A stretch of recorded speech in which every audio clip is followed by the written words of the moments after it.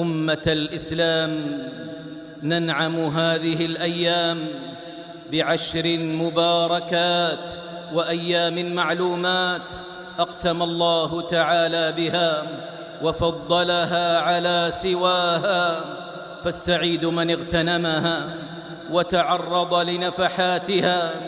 وقد اجتمع فيها من شعائر الإسلام ما لا يجتمع في غيرها، ففيها يوم النحر، يوم الحج الأكبر، وهو أعظم الأيام عند الله تبارك وتعالى.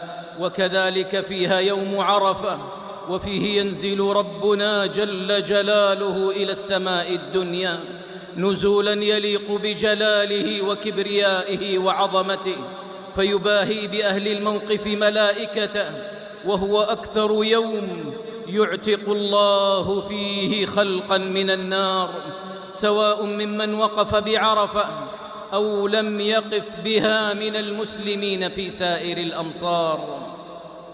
وصوم يوم عرفة لغير الحاج يكفر الله به السنة التي قبله والسنة التي بعده.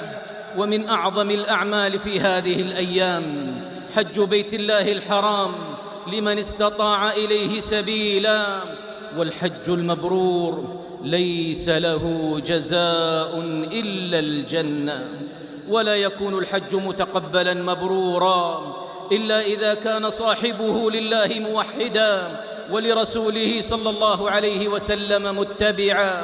فتوحيد الله تعالى من أعظم مقاصد الحج وأجلها، فالحج كله توحيد لله بزمانه ومكانه وشعائره وأعماله وأذكاره، من بداية الدخول في الإحرام إلى توديع المسجد الحرام.